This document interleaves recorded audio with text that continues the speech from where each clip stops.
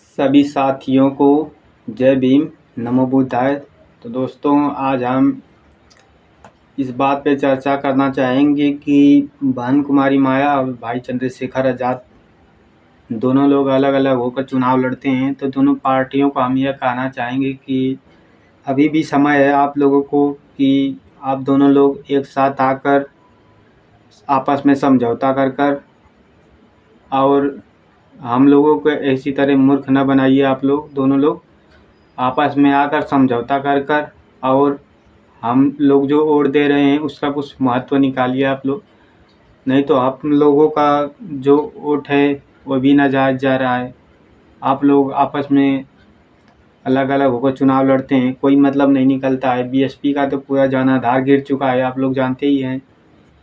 BSP का पूरा जनाधार गिर गया है। उसका जितना भी कोर वोटर बैंक था सब उससे निकल गया बीएसपी से। तो सभी साथियों से हम यह कहना चाहेंगे कि आप लोग भी इन दोनों पार्टियों को एक साथ आने पे जोर दीजिए। नहीं तो 2027 में आने वाले विधानसभा चुनाव में दोनों पार्टियां अलग अलग होकर चुनाव लड़ेंगे। दोनों पार्टी के लोग, चंद्रशेखर आज़ाद भी और बसपा माया बहन जी भी। तो मैं यही कहना चाहूँगा सभी लोगों से कि आप लोग अपना फुल सपोर्ट कीजिए इन दोनों लोगों को एक करने में। नहीं तो 2027 का विधानसभा चुनाव भी वही भ्रष्टाचारी लोग जीत कर ले जाएंगे और फिर हम लोगों को वही अंगूठा दिखाएंगे जीतने के बाद। और हमारे लोगों पर तो आप लोग जानते ही हैं कितना अत्याचार होता है, कहीं घोड़ी पर बैठने पर, तो कहीं पर मूछें रखने पर, तो कहीं पर पढ़ाई करने पर, तो कहीं यूनिवर्सिटी में हमारा एडमिशन नहीं होता है, तो कहीं पर हमारे आरक्षण में घोटाला हो जाता है। तो मैं सभी साथियों से यही कहना चाहूँगा कि आप लोग ज़्यादा से ज़्यादा मात्रा में आवाज़ उठाएं और इन दोनों पार्टियों को एक करने का कार्य करें, ताकि 2027 यूपी विधानसभा चुनाव ये दोनों पार्टी मिलकर आपस में समझौते से कुछ सीटें पे बहन कुमारी माया जी लड़ लें, कुछ सीटें पर भाई चंद्रशेखर आज़ाद जी लड़ने पर एक साथ आकर लड़ें।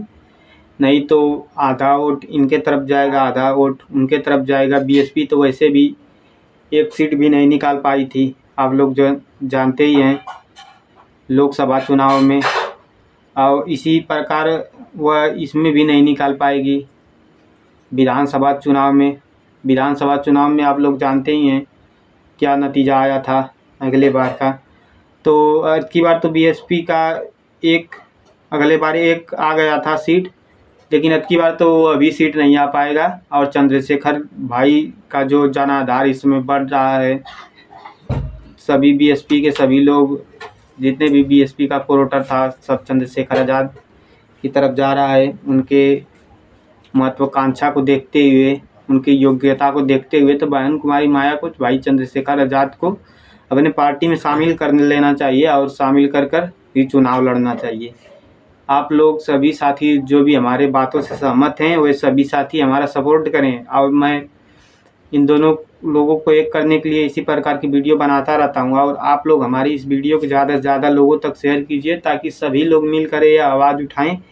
कि कब तक आवाज़ उठाते रहोगे आप लोग अलग अलग लोगों का, जब तक एक नहीं होगे। जब एक होकर आवाज़ आप लोग उठाओगे तब आवाज़ वो और ही बुलंद होगी।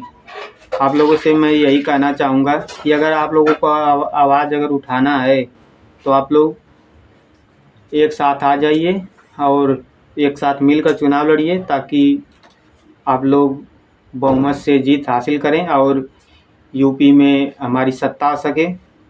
तो यही मैं कहना चाहूँगा सभी बहुजन भाइयों से कि आप लोग दोनों पार्टियों को ज़्यादा से ज़्यादा एक करने का कार्य करें, आज़ाद समाज पार्टी और बहुजन समाज पार्टी को।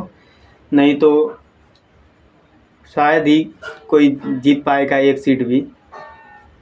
तो मैं यही कहना चाहूँगा आप लोगों से। तो आप लोग हमारे चैनल को कृपया सब्सक्राइब कर लीजिए और बहुजन मिशन को आगे बढ़ाने के लिए और बाबा साहब के मिशन को आगे बढ़ाने के लिए आप लोग ज़्यादा से ज़्यादा हमें सपोर्ट कीजिए और हमारे चैनल को सब्सक्राइब कर लीजिए।